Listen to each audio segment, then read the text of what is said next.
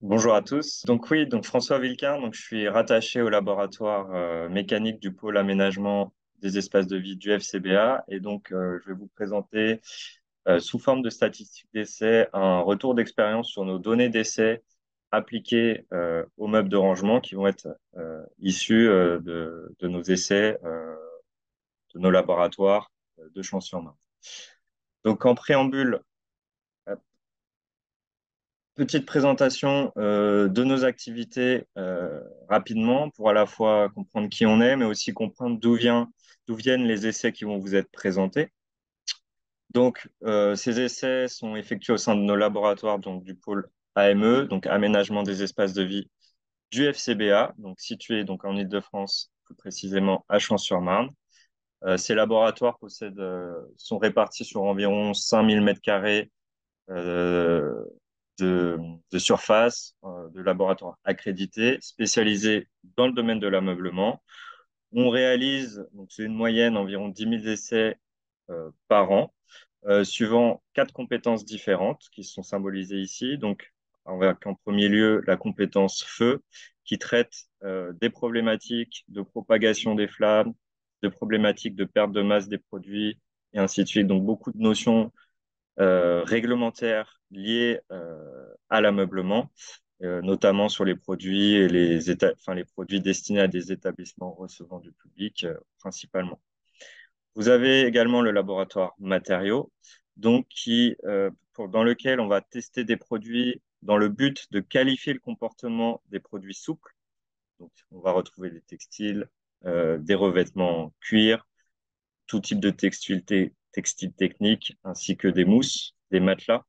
Et le but, ça va être de qualifier le comportement de ces produits vis-à-vis de sollicitations, d'agressions extérieures, comme des taches, comme des rayures, comme des sollicitations aux UV, de comprendre un peu et qualifier le comportement de ces composants.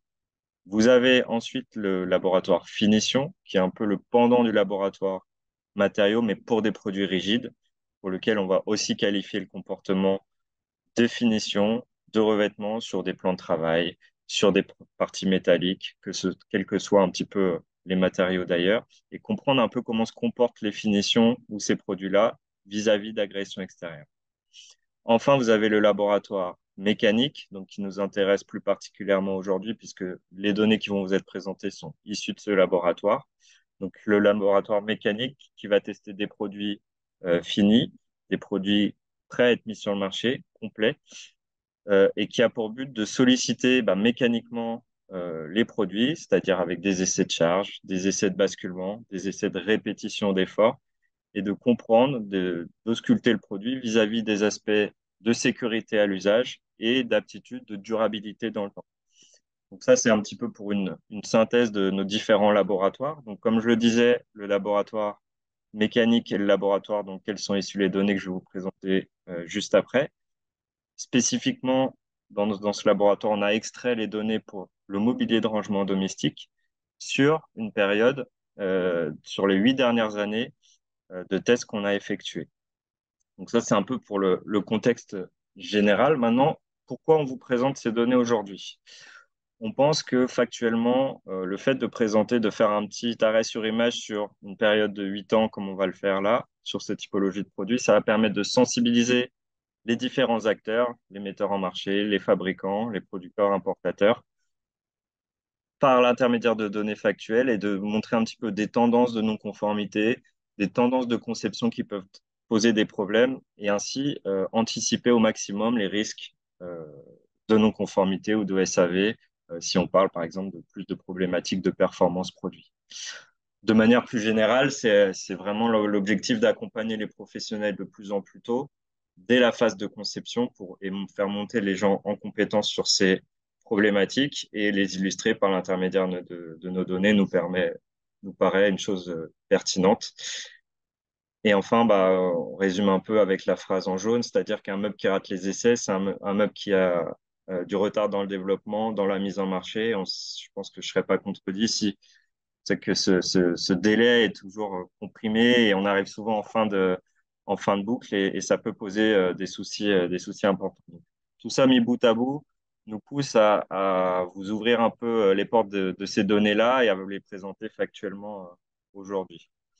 Donc, on peut résumer aussi ainsi, c'est que là, je vous ai mis quelques photos de produits qui présentent des problématiques de rupture.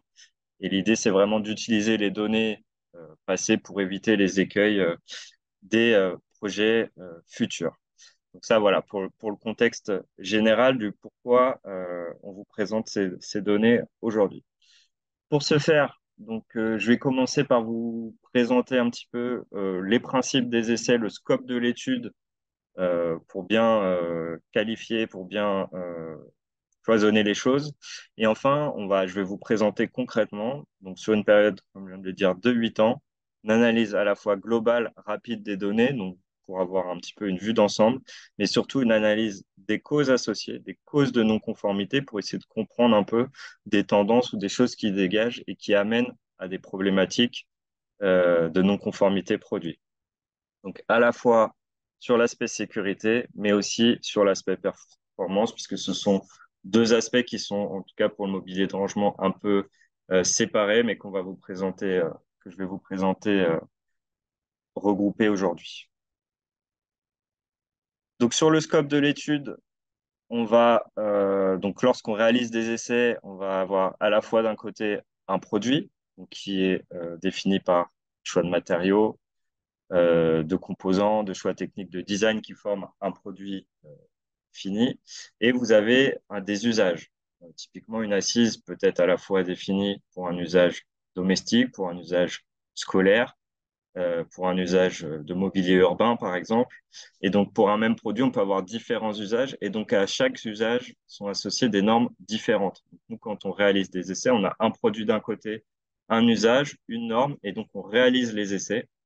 Et donc, en termes de résultats d'essai, on a classiquement deux types de données issues de ces résultats, à la fois des données qualitatives, typiquement du conforme, non conforme, passe, passe pas, casse, casse pas, et des valeurs numériques qui sont plus issues de données pour les performances des produits, des valeurs quantifiées qui permettent par exemple de quantifier un effort d'OD, quantifier une déformation euh, une déformation cible. Et donc, on a ces deux types de données qui sont issues de nos résultats d'essai. Et donc, aujourd'hui, ce qu'on va faire, c'est qu'on va vous présenter donc des résultats d'essai, que ce soit qualitatifs, donc pour la norme EN 14749, qui est la norme de sécurité pour le mobilier de rangement, et aussi des données numériques, donc pour la norme de performance, donc la XPD 62025, je vais revenir un peu en détail sur le scope de ces normes juste après. Et donc, on va vous présenter ça en fonction d'une période allant de 2016 à 2023 sur les années complètes. Donc, ça fait une période de 8 ans au total. Sur la partie des données liées à la sécurité des produits. Donc, comme je l'ai dit, la norme de référence, c'est la norme NFN 14749 donc de 2016, qui a eu un amendement en 2022 et qui spécifie tout ce qui est relatif aux exigences de sécurité pour le mobilier de rangement dans son ensemble, donc qu'on soit du meuble de rangement de cuisine, de salle de bain, de rangement d'habitat. Et on va vraiment s'atteler à qualifier la sécurité de la partie, de la fonction rangement du mobilier. Ça, les essais de cette norme s'appliquent uniquement aux produits à usage domestique, mais ce qu'on a observé, c'est que l'ensemble de ce qu'on observe sur le mobilier domestique est aussi duplicable au mobilier collectif, qui est une autre norme, mais les tendances sont relativement similaires. Donc cette norme, elle a pour but de garantir un niveau de sécurité et d'aptitude à l'usage du produit, et elle répond à un objectif un peu plus large qui est de répondre sur au moins une partie de la directive sur la sécurité générale des produits. Donc, qui va, juste petite parenthèse à ce sujet, directive qui date de 2001 et qui va passer en règlement qui a été voté, adopté et qui va passer officiellement applicable à décembre de cette année, donc règlement européen, donc qui garde le même esprit, à savoir de mettre sur le marché des produits qui soient sûrs, mais qui favorisent, qui en tout cas met l'accent enfin, un peu plus en avant le concept d'analyse de risque, renforce ce concept-là et renforce aussi la définition, en tout cas l'obligation d'avoir un dossier technique sur 10 ans qui comprend l'analyse de risque, mais tout un tas d'éléments donc, qui sont importants, enfin, une information importante pour vous, puisqu'il y a quelques changements qui peuvent intervenir et donc avoir un impact sur la mise en marché des produits. Ça, c'est juste une parenthèse sur ce sujet-là. Donc, la norme 14749 va répondre sur toute ou partie, en tout cas, des exigences mécaniques. Et là, je vous ai regroupé un petit peu les différentes typologies d'exigences qu'on retrouve dans la norme.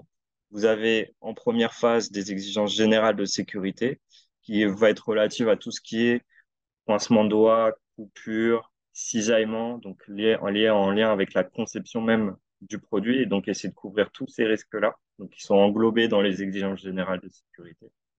Vous avez ensuite ce qui est plus de l'aspect mécanique pur, hein, de la résistance aux charges, résistance au choc, de la durabilité. Donc ça qui est un grand pan de la norme, mais qui peut aussi s'étendre à d'autres normes de ce type dans le mobilier de manière générale. Vous avez la notion de stabilité qui va être traitée, donc tout ce qui est renversement, risque de basculement de mobilier sur des personnes. Et enfin, vous avez la notion d'information utilisateur qui est testée, en tout cas regardée et prouvée dans la norme, puisque vous avez un devoir de prévenance sur l'utilisation des produits. Et ça, c'est vérifié dans le cadre de la norme. Et donc, on va voir comment ça se traduit en termes de non-conformité. Donc, voilà un peu pour le cadre général de la norme et des essais qu'on y retrouve. Et donc maintenant, on va regarder un peu plus dans le détail les résultats sur la période de 8 ans dont je vous ai parlé. Donc là, ce qu'on peut voir, c'est une répartition des sanctions d'essai de cette norme. Donc là, pour information, on a des données récoltées sur plus de 6500 essais, donc on commence à avoir un échantillon assez important de tests sur cette période. L'information importante à voir ici, c'est qu'on a un taux de mobilier non satisfaisant quand on met l'ensemble des essais, on va dire dans un même sac, d'environ 3%.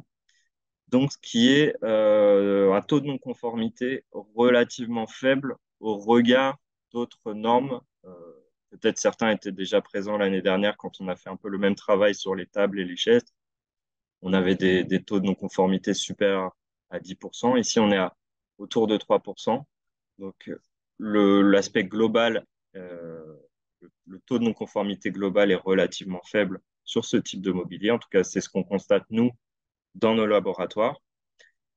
Cependant, quand on regarde un petit peu le détail des non-conformités par essai, donc juste avant, je vous ai présenté la totalité des essais indépendamment du type d'essai. Là, ce qu'on regarde, c'est essai par essai, quel est le taux de non-conformité. Et donc là, on s'aperçoit qu'on a des taux relativement plus élevés, puisque par exemple, vous avez des essais de stabilité pour les mêmes non fixés au mur qui sont proches d'un taux de non-conformité de 10%. Tout ce qui est information utilisateur autour de 6,5%. Et après des essais de charge mécanique, donc solidité des tiroirs, charge statique des plans de travail, résistance des supports de rayonnage qui sont entre 4 et 6%. Donc, si on prend en compte le fait qu'un mobilier est déclaré comme étant non conforme à la norme, si un seul de ces essais est non conforme, on voit que le 3% est à nuancer malgré tout. On a des taux qui peuvent être plus importants en fonction des typologies de produits. Donc ça, c'est vraiment pour l'aspect purement quantitatif. Donc si on fait un point d'étape sur ces données-là, donc, ce qu'on a vu, c'est qu'on a un taux de non-conformité qui est relativement faible au regard d'autres normes du même type. Donc, on peut l'expliquer par plusieurs choses. Ici, j'ai mis deux pistes qui nous semblent pertinentes pour expliquer un peu ce taux relativement faible, puisqu'on estime que c'est probable qu'il y ait une forme de maturité des acteurs vis-à-vis des attentes de la norme, vis-à-vis de son temps, du temps depuis laquelle elle existe, puisque je parle de 2016, mais avant, il y avait la norme de 2005. Donc, on a un temps relativement long sur l'aspect normatif et ça peut induire ce taux de non-conformité faible, une maturité des acteurs vis-à-vis des attendus de la norme. Je vous ai dit également qu'on a une volumétrie importante et donc on est moins soumis à des variations, on va dire, ponctuelles de non-conformité qu'on peut avoir sur des typologies de produits innovants, par exemple. Et donc, la volumétrie va avoir tendance à aplanir cet effet un peu de non-conformité ponctuelle. Donc, mais il peut y avoir évidemment d'autres facteurs qui peuvent expliquer un peu ce taux relativement faible. Malgré tout, la volumétrie importante fait que bah, on a quand même plusieurs dizaines de produits non conformes par an, donc en moyenne. Et du coup, par rapport à ce qu'on a dit au départ, bah, c'est des projets, c'est des produits qui sont, malgré tout, quand on est concerné, des retards de mise en marché, des problématiques de reconception et autres, qui sont toujours d'actualité sur plusieurs dizaines de produits à l'heure actuelle, encore aujourd'hui. Donc, on a vu aussi que l'analyse par essai est plus pertinente parce qu'elle va permettre d'orienter. On a déjà un petit peu regardé de manière globale, mais on a vu qu'on peut orienter déjà les types d'essais qui sont non conformes. Et c'est donc plus pertinent que l'analyse globale seule. Donc là, on a un premier niveau d'information et vraiment ce qui va nous aider et nous essayer de comprendre ce qui se passe concrètement et voir un peu comment on peut remédier à ces non-conformités, c'est vraiment l'analyse des causes qu'on va essayer de voir tout de suite. Alors, je reprends donc les non-conformités que je vous ai présentées précédemment et on va essayer de voir un petit peu dans le détail ce qui se passe au regard de nos retours d'informations. Donc, en premier lieu, on a l'essai de stabilité des meubles non fixés au mur. Donc, il y a un taux de non-conformité aux alentours de 10%.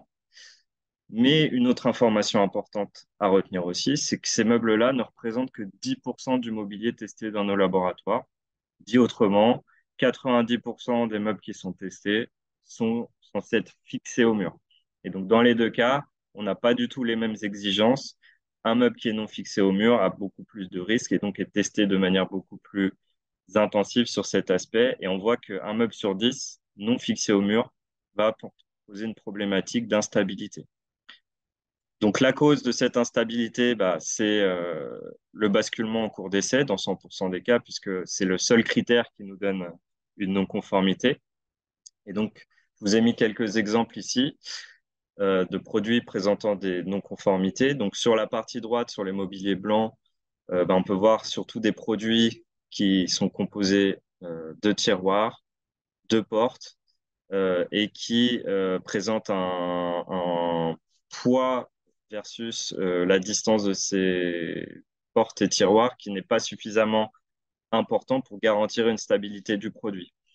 Et donc, bah, ces mobiliers-là présentent des non-conformités de renversement. Typiquement, quelqu'un qui s'appuie sur le tiroir ou la porte va créer un basculement du mobilier et créer une non-conformité et un risque pour l'utilisateur. Il faut savoir qu'à aujourd'hui, quand j'ai fait l'analyse, depuis 2021, on n'a pas eu de problématique hors des mobiliers de Meubles TV dont je vais parler juste après sur ce type de produit-là. Ça veut dire quoi? Ça veut dire que probablement tous ces mobiliers-là ont été fixés au mur ou bien, lorsque ce n'est pas possible, pour cette typologie de produit, ce n'est pas possible, des dispositions ont été prises et à aujourd'hui, c'est vraiment un sujet qui tend à diminuer. Cependant, je vous ai mis sur la partie gauche une typologie de produits particulière. Donc, on peut reconnaître ici des mobiliers destinés à supporter des téléviseurs, donc des meubles télé, qui présentent, de par la fonctionnalité du produit, puisque le produit est censé supporter un produit qui va être de grande dimension avec une surface d'embattement relativement faible au regard de sa dimension. Et donc, le moindre oscillement du produit peut générer une chute d'un produit relativement lourd et volumineux sur une personne, sur un enfant, et donc il y a des risques particuliers. Donc ces risques sont présents et couverts dans la norme et ont été renforcés, les tests ont été renforcés par l'amendement de 2022. Et donc on a aujourd'hui encore pas mal de problématiques sur ces produits puisqu'ils sont testés spécifiquement. Et si je devais résumer une chose aussi, c'est que les produits mobiliers de meubles TV qui ont une hauteur inférieure à 600 mm sont testés sans être fixés au mur, même si vous préconisez la fixation murale. Donc tout mobilier de rangement vendu inférieurs à 600 mm, donc 60 cm de hauteur, ce qui représente des produits assez classiques hein, pour ce type de mobilier, eh bien, vous allez forcément avoir l'obligation d'être autostable. Pour des mobiliers supérieurs à 600, si vous fournissez des fixations souples, c'est-à-dire peut-être certains ont déjà vu des sortes de languettes, des sortes de tissus pour accrocher le mur, la norme considère que ce n'est pas suffisant et le mobilier sera testé sans système de fixation. Donc à aujourd'hui, seuls les mobiliers télé supérieurs à 600 mm de haut et fournis avec une fixation murale rigide, typiquement des équerres par exemple, ces meubles-là sont considérés comme étant fixés au mur au regard de la norme. Donc il y a vraiment, si on doit résumer, il y a vraiment un warning à avoir sur ce typologie de mobilier au regard de la stabilité, de par son usage, et donc c'est couvert par la norme spécifiquement, et au regard de l'amendement de 2022 qui a évolué sur ces aspects et qui euh, ne garantit pas qu'un meuble censé être fixé au mur ne doit pas être autostable. C'est un point de vigilance ici. Sur les notions d'instruction d'utilisation de marquage, donc vous avez, comme je vous disais précédemment, une obligation de prévenance lorsque vous mettez en marché ou vous développez un mobilier auprès de l'utilisateur. Et ça se traduit dans la norme par des exigences spécifiques. Et donc, ces exigences spécifiques ne sont pas conformes dans différents cas. Et le premier des cas, qui est autour de 85% de nos non-conformités, sont dus à un manque d'information sur la pertinence ou comment on va fixer le meuble au mur. Et ça, c'est notamment vrai, principalement vrai pour les meubles suspendus, où en fait, vous avez l'obligation, vous n'êtes pas obligé de fournir des informations enfin, de fournir les systèmes de fixation. Par contre, vous êtes obligé d'avertir le client que avant de le fixer au mur, il garantisse un système de fixation adapté et que le mur sur lequel va être disposé le meuble va être capable de supporter à la fois les charges d'utilisation, mais aussi la charge propre du meuble et dans différents usages. Donc ça, c'est une obligation de prévenance qui est couverte dans la norme et qui, dans la majorité des cas de non-conformité, ne sont pas respectés. Donc 85% des cas, il manque cette information et bon, ça reste une notice qu'on peut modifier de manière relativement simple, mais c'est un point qui est important d'intégrer dès la phase de développement ou dès la phase d'élaboration de ces notices. Ensuite, dans 11% des cas environ, on n'a pas de notice. Donc, évidemment, on teste aussi des produits qui sont des prototypes et autres, donc c'est pas forcément significatif dans notre cas ici, puisque de toute façon, il faudra avoir cette notice à un moment donné. Et dans un cas moins significatif aussi, autour de 4%, il manque des phrases du type comme vous avez l'obligation de dire en gros qu'il peut exister un risque pour la sécurité de l'utilisateur en cas d'installation incorrecte. Typiquement, un meuble fixé au mur, s'il n'est pas fixé, il peut y avoir un risque de renversement, par exemple. Donc ça, tout manquement aux alertes sur le fait que il y a un risque en cas de mauvaise utilisation, de mauvaise mise en place, est une exigence de la norme et dans 4% des cas, un peu plus de 4% des cas, il y a une non-conformité sur cet aspect-là. Voilà pour les notices. Maintenant, on va passer aux essais mécaniques, à commencer par la solidité des éléments extractibles, donc non conformes dans 6%, 6,16% des cas. Donc, pour schématiser rapidement, on vient solliciter le tiroir chargé et ouvert et on vient le solliciter à 20 kg. L'idée étant de simuler une prise d'appui de quelqu'un sur ce tiroir pour se relever, par exemple, un enfant qui s'en servirait comme marchepied. Voilà, toute situation d'usage qui pourrait induire ponctuellement une surcharge du produit à 20 kg avec un effort vertical sur la face avant du tiroir. Et donc, on a deux typologies de non-conformité suite à ces essais-là.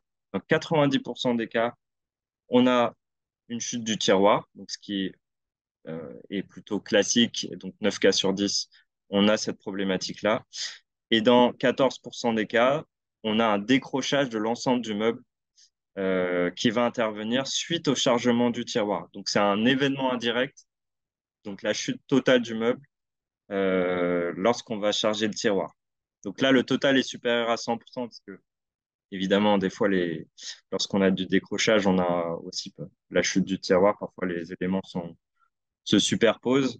Mais on a vraiment ces deux grands cas de figure que je vais vous présenter ici un peu plus dans le détail.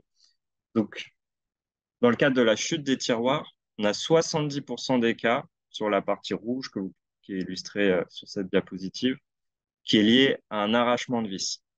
Arrachement de vis qui peut être causé soit par un panneau qui est pas dimensionné pour supporter la charge des tiroirs, soit parce que les visseries, soit par leur nombre, soit par leur dimension, ne sont pas adaptées aux charges usuelles ou aux charges raisonnablement prévisibles associées à l'utilisation des tiroirs. Donc, dans 70% de la chute de tiroir, c'est ce qui se passe.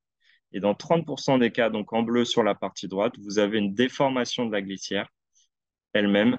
Et donc, c'est vraiment le tiroir tient enfin, la coulisse tient dans le caisson du meuble. Par contre, vous avez une déformation même de la tiroir et donc c'est plus lié à un choix de glissière qui n'est pas adapté à l'usage du produit. En ce qui concerne le décrochage, donc qui est un peu plus, on va dire, moins présent, mais qui est aussi intuitivement qu'on peut moins anticiper potentiellement. On a des meubles qui, lorsqu'on charge le tiroir avec les 20 kilos plus la charge admissible, c'est l'ensemble du meuble qui tombe. Donc sur la partie gauche, vous pouvez voir typiquement une traverse qui s'est déchirée, c'est, on va dire, arrachée. Donc ça qui est relativement un cas relativement peu fréquent, mais qui peut arriver. Mais le cas le plus prédominant, c'est le cas central sur des platines qui vont se plier suite à l'effort vertical appliqué sur le tiroir. Puisqu'en fait, lorsque vous avez, là c'est simulé par les flèches que j'ai mis en bleu et rouge ici, lorsque vous avez un effort appliqué sur un tiroir embuté, vous avez à la fois une charge verticale, mais vous avez surtout une charge horizontale liée au moment de basculement du produit. Et donc, certaines platines ne sont pas dimensionnées pour résister à des efforts en rouge qu'on peut voir ici, ou en tout cas qui sont d'autant plus importantes lorsque vous avez un rapport hauteur, enfin, vous avez une hauteur de meuble qui est relativement faible pour des surfaces relativement importantes. Et donc là, on a un phénomène qui se produit et qui est parfois non anticipé et qui entraîne la chute complète du meuble. Donc ça, c'est vraiment un point à prendre en compte dans l'utilisation de platines de ce type-là. Un, vérifier que sur des meubles de faible hauteur mais de grande dimension, on n'ait pas ce risque-là. Et deux, si on anticipe un risque, enfin, on a une zone grise, il faut peut-être empêcher le mouvement horizontal de l'ensemble par un renfort, par un blocage type visserie dans des traverses, ce genre de choses. Aujourd'hui, c'est encore des choses qu'on voit. Et donc, lorsqu'on a la chute d'un meuble dans son ensemble, c'est quand même un risque important pour l'utilisateur. Voilà un petit peu pour l'analyse sur les essais d'éléments extractibles. Maintenant, sur la charge statique des plans de travail, donc essai pendant lequel on vient simuler une prise d'appui d'une personne sur un dessus de meuble. Donc, tout dessus de meuble situé à une hauteur inférieure à 1 mètre va être testé. Pourquoi? Parce qu'on considère que lorsque le dessus est situé à une hauteur inférieure à 1 mètre, vous avez la possibilité de vous asseoir dessus, de prendre appui pour changer une ampoule, ce que vous voulez. Et donc, il est raisonnablement prévisible d'avoir cette situation d'usage. Donc, les causes de non-conformité dans le détail liées à cette charge sur le dessus, on a dans un quart des cas une forte déformation du produit qui induit potentiellement un risque. On a dans 35% des cas un peu ce qu'on a vu précédemment hein, sur les charges de tiroir, un décrochage du meuble, donc encore le tiroir qui tombe quand on vient charger le dessus, pas le tiroir mais le meuble dans son ensemble, lorsqu'on vient charger le dessus. Et dans 40% des cas, vous avez carrément une rupture du dessus. Donc, c'est le dessus qui casse vis-à-vis de la charge et qui supporte pas la charge de l'utilisateur. Donc, dans le détail, pour illustrer un peu les propos, ici, vous avez des éléments testés qui vont subir des déformations. Alors, sur la partie droite, on voit que c'est à la fois une forte déformation, mais aussi une rupture les traverses. Mais donc là, on a clairement le produit, le dessus qui subit de fortes déformations et donc qui peut induire un risque à l'usage. Vous avez également, ce que je vous ai dit juste précédemment, le décrochage du meuble.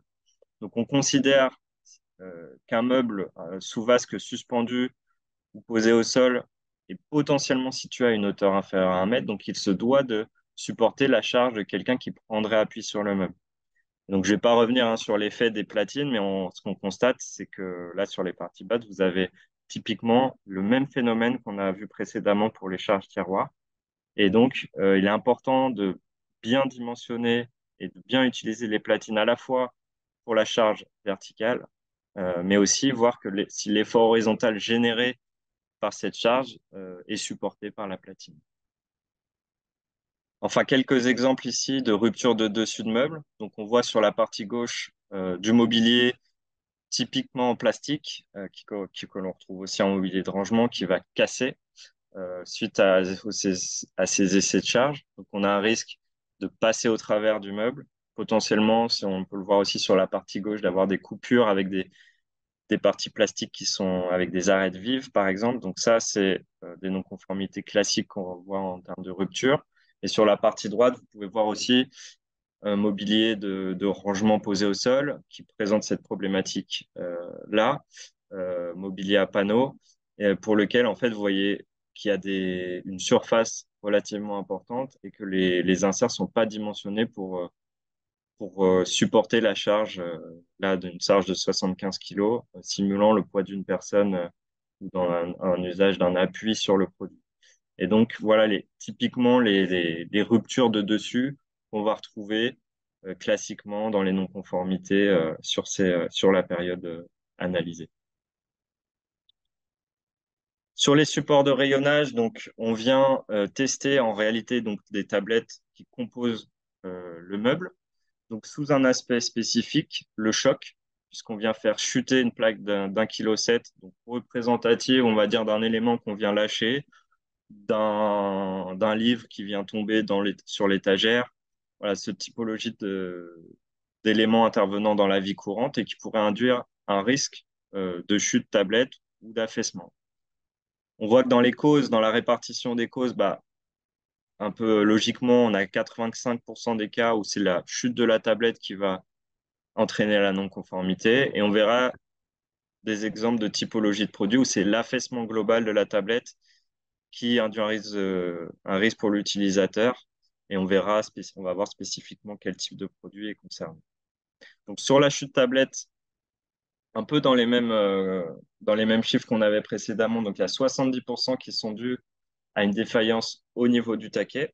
Donc, ça peut être soit dû à un taquet qui est pas bien dimensionné au regard des charges admissibles ou prévisibles, soit que le panneau ou le perçage effectué n'est pas en adéquation avec les charges. Et donc, on a une concentration de contraintes dans le panneau qui a une dégradation et une chute des taquets. C'est pas le taquet qui pose problème, mais c'est l'interface entre le taquet et le côté du meuble qui induit potentiellement un risque de chute. Dans 30% des cas, vous avez une dégradation même de la tablette. Donc, on retrouve par exemple des produits en plastique qui cassent sur la partie centrale ici. Et sur la partie droite, vous pouvez voir aussi des tablettes qui sont pour autant fixes avec des inserts plutôt robustes. Mais ce qu'on constate, c'est que vous avez de faibles quantités de matière au niveau de ces inserts. Et donc, il y a potentiellement une reprise d'effort trop faible, une concentration de contraintes trop importante au niveau des inserts des tablettes. Et donc, on a une chute de ces tablettes liée à la dégradation même de la tablette. Donc voilà, ça c'est pour la répartition globale. Donc on voit qu'il faut à la fois dimensionner le panneau et les taquets en fonction des charges admissibles, mais ne pas sous-estimer aussi les tablettes elles-mêmes. Donc pour du plastique qui peut être cassant vis-à-vis du choc, et aussi pour des tablettes qui sont pour lesquelles on a des inserts à l'intérieur même du panneau de la tablette, mais qui diminuent de ce fait la quantité de matière et donc augmente la concentration de contrainte au niveau euh, des tablettes. Et donc ça, c'est un point important dans le cadre de ces essais de choc. Vous avez parlé aussi d'analyse d'affaissement de tablettes. Donc, cette analyse, enfin, cette remarque, on l'a principalement pour des tablettes spécifiquement vendues pour être des tablettes seules et globalement avec des fixations invisibles, qui sont des produits courants hein, sur le marché. Et on a des problématiques parfois de déformation trop importante des produits. Alors ici, la tablette ne tombe pas, mais on considère qu'au-delà d'un certain seuil, vous avez un risque que la tablette ne remplisse pas sa fonction et ne retienne pas des éléments qui pourraient être rangés sur le dessus. Et donc, vous avez un risque de chute d'éléments qui peut être potentiellement lourd et à une hauteur significative. Et donc, ça constitue potentiellement une non-conformité. Donc, ces produits-là ne représentent pas la grande majorité des non-conformités, mais ça me paraissait important de faire un point spécifique sur ces typologies de produits, on a beaucoup ce type de produits de non-conformité de ce type. Et donc, il est important de bien dimensionner les fixations murales au regard des charges qui peuvent être assez importantes compte tenu du bras de levier, de la profondeur de la tablette. Donc voilà un petit peu pour le retour synthétique sur l'aspect sécurité pour les modes de rangement. Maintenant, je vais vous présenter rapidement quelques données en performance. Donc, comme je vous ai dit, la norme de référence au niveau français, c'est la XPD 62025, donc qui va traiter vraiment des aspects de performance. Donc, c'est une philosophie un peu différente, puisqu'ici, on ne vient pas regarder si le produit induit un risque pour l'utilisateur, mais bien une notion de performance et même de qualité perçue. Donc là, on est plus sur l'aspect qualitatif et de durabilité du comportement des composants testés. Typiquement, un meuble une étagère qui se déforme de manière raisonnable peut ne pas induire de risque sécuritaire, mais sur un aspect esthétique, un aspect attendu client, ça peut être quelque chose de non voulu et qu'on vient justement quantifier par l'intermédiaire de ces essais. Donc cette norme, elle s'applique uniquement au mobilier de rangement domestique et inclut aussi les parties mobiles du meuble. Sur la répartition de l'ensemble des essais de la norme, on a un niveau de non-conformité bien supérieur, puisque là, on est à plus de 11% de non-conformité sur l'ensemble des essais réalisés sur la période de 8 ans. Donc, c'est un peu logique aussi dans le sens où vous avez une norme qui est plus stricte, on va dire, au niveau des attendus, puisqu'ici, on n'est pas uniquement sur du casse-casse-pas, mais on est sur un niveau de performance attendu qui est plus difficile à atteindre, globalement. Donc ça, autour de 10, enfin un peu plus de 10% de non-conformité, ce qui est malgré tout correct au regard de- de- des autres normes qu'on a pu analyser également. Dans le détail, ce qu'on peut voir, c'est qu'il y a quand même un essai qui se dégage, qui est quasiment plus d'une fois sur deux non conforme. On va y revenir, l'essai de rigidité et de piétement. Vous avez ensuite les essais de durabilité. Donc, pour les éléments extractibles, on a quand même 1 sur 4 qui présentent des problématiques. Pour les portes, on a 15% des portes qui présentent des problèmes en durabilité. On va regarder un petit peu dans le détail. Et enfin, vous avez les essais de déformation. Donc, déformation du fond des tiroirs, déformation des étagères, respectivement 12 et 10% de non-conformité. Si on regarde un petit peu dans le détail ces essais que je viens d'évoquer, donc essai de structure et piétement, donc qui est relatif à la rigidité du meuble et qui sont applicables uniquement aux meubles non fixés au mur. Donc, si on se souvient, c'est potentiellement, ça concerne que 10% des mobiliers testés. Et dans ces 10%, il faut que les personnes souhaitent voir ce point-là. Donc, ça concerne relativement peu de mobilier. Pour autant, c'est une exigence qui est relativement dure. Et à chaque fois, les causes de non-conformité sont liées à une déformation trop importante du meuble.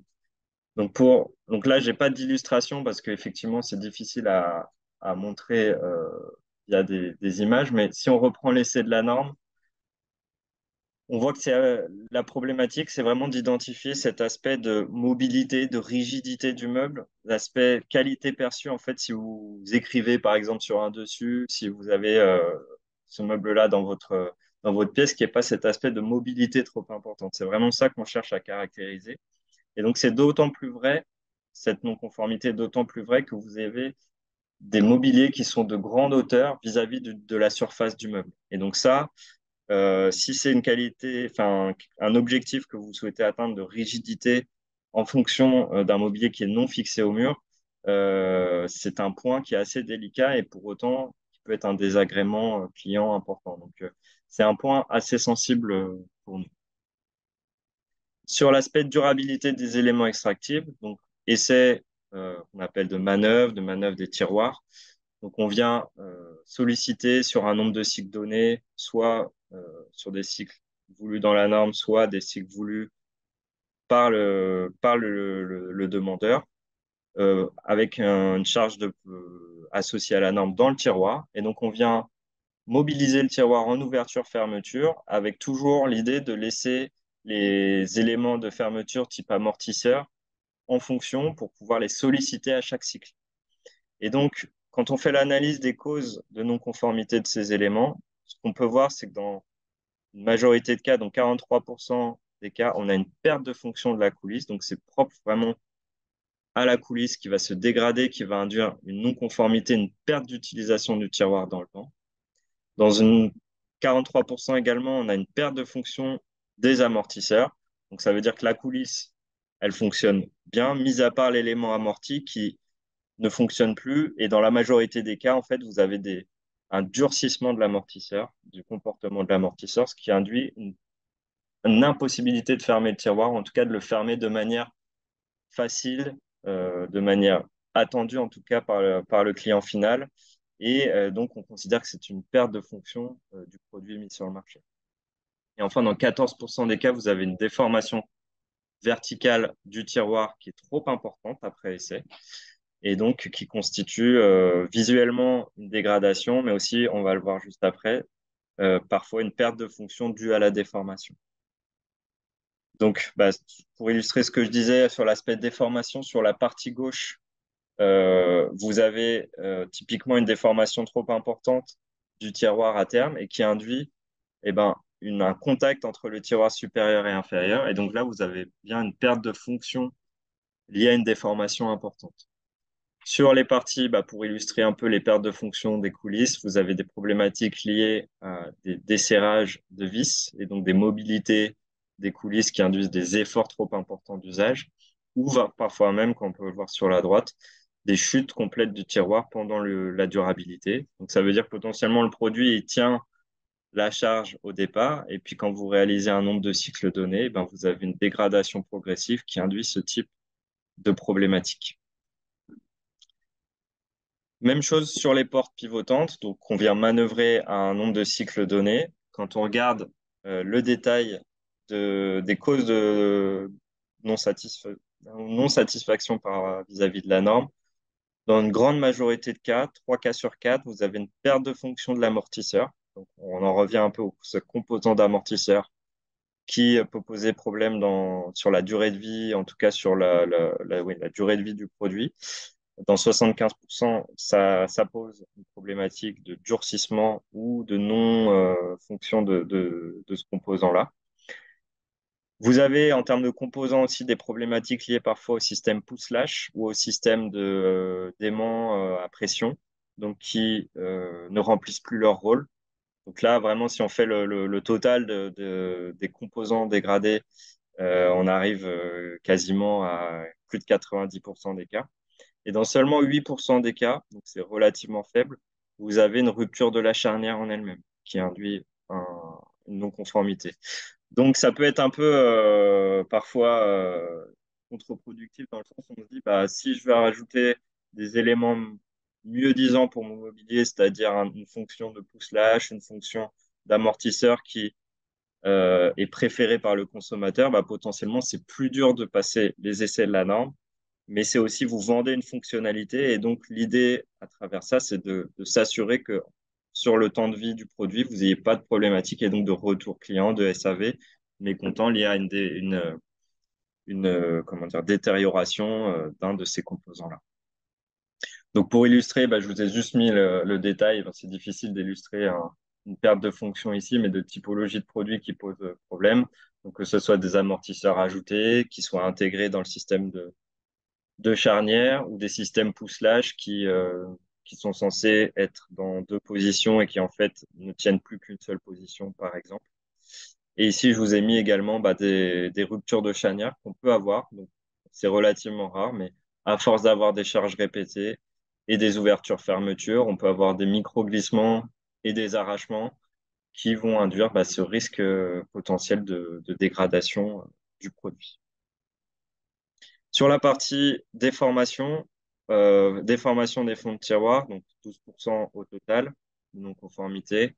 L'idée ici, c'est pas de voir la capacité de tenue du tiroir à une charge. Ça, c'est vraiment plutôt l'aspect normalisé de la 14749. Mais là, on va regarder l'aspect visuel, la déformation du fond du tiroir à une charge. Et donc, on a, pour un chargement donné, des valeurs limites qu'on ne doit pas dépasser. Et donc dans 100% des cas, cette déformation est supérieure à la valeur limite. Et dans plus d'un produit sur 10, on a une non-conformité. Et ça induit deux choses auprès du client. Visuellement, vous avez l'effet un petit peu déformation importante du fond qui peut se voir et induire une non-satisfaction. Et vous pouvez aussi induire un risque de frottement avec un tiroir inférieur, par exemple, qui pourrait à la fois limiter l'usage, enfin, la sensation d'utilisation, mais même parfois l'usage du produit, puisqu'on va bloquer le tiroir avec un fond qui se déforme trop. Donc, difficile à illustrer ici, mais globalement, ce qu'on constate, c'est que ce qui est assez logique, c'est que c'est sur des tiroirs de grande dimension, notamment de grande largeur, puisqu'on a une flèche plus importante sur ces produits-là. Et donc, quand vous avez des types de produits de grande dimension, si vous n'avez pas un fond renforcé ou un renfort en partie centrale, vous avez potentiellement un risque de non-conformité vis-à-vis de cet essai-là. Et donc, qualitativement, sur l'aspect qualité perçue, vous pouvez avoir un désagrément. Toujours dans la partie déformation, les essais de déformation des étagères, donc un peu dans la même philosophie que précédemment, c'est-à-dire que on accepte dans la partie sécurité qu'un produit se déforme une certaine limite à partir du moment où on tient la charge. Par contre, dans le cadre des essais de performance, de qualité perçue, si vous avez un produit qui se déforme de manière trop importante, ça peut être retoqué. L'objectif, c'est vraiment cette satisfaction client vis-à-vis de la charge de son produit, une charge visuelle, et d'éviter cet aspect un peu désagréable de produits qui seraient pas solides ou pas résistants, même si c'est pas forcément lié, mais vous avez vraiment cette notion-là qui est couverte par cet essai. Donc également, dans 100% des cas ici, on a une déformation de la tablette qui va au-delà des exigences de la norme. Et typiquement, on retrouve un peu, alors je suis désolé, un petit peu flou la photo, mais cette typologie de produits de grande largeur. Alors si en plus vous cumulez avec une faible profondeur des produits en verre, par exemple, qui sont relativement fins et assez souples, vous pouvez avoir cette typologie de produit où si vous n'avez pas de renfort centraux, vous avez le produit il tient bien la charge, hein, il n'y a pas de souci. Par contre, visuellement, vous avez une sensation, enfin, c'est pas qu'une sensation, vous voyez visuellement cette déformation et ça, on vient le quantifier par ces essais-là. Et donc, dans 10% des cas, il y a 10% des produits qui sont testés qui ne respectent pas cette exigence-là. Donc voilà un petit peu. Alors, je suis désolé, c'est un peu dense et un peu concentré, mais voilà, sur l'ensemble, on a voulu donner des éléments factuels à la fois sur la partie sécuritaire, la partie performance. Donc, on a pas mal de données à présenter, même si elles ont été assez formalisées. Donc, on vous a présenté aujourd'hui des données factuelles issues de 8 années d'essais de nos laboratoires sur le mobilier de rangement. On pense, avec qu'on a ces données-là, on pour ambition plus large et plus transverse de réduire le temps de développement des produits en donnant ces informations et aussi, bien sûr, de réduire le taux de non-conformité, même si on a vu qu'il était relativement faible, ils existent toujours. On a, pour information aussi, accompagné plusieurs entreprises dans le développement de produits, que ce soit par le biais de formation, dans lequel on oriente et on intègre ces statistiques d'essai-là pour justement voir des cas concrets, orienter un peu les choix techniques et sensibiliser à ces aspects-là. Donc, c'est aussi dans ce cadre-là que s'intègrent ces statistiques d'essai-là. Et on vient aussi vérifier numériquement potentiellement les risques qui ont été définis précédemment, que ce soit de la tenue quand c'est possible, mais aussi des aspects de stabilité, des aspects liés aux charges et autres qui vont pouvoir être supportés par le mobilier. Donc, je vous remercie pour votre écoute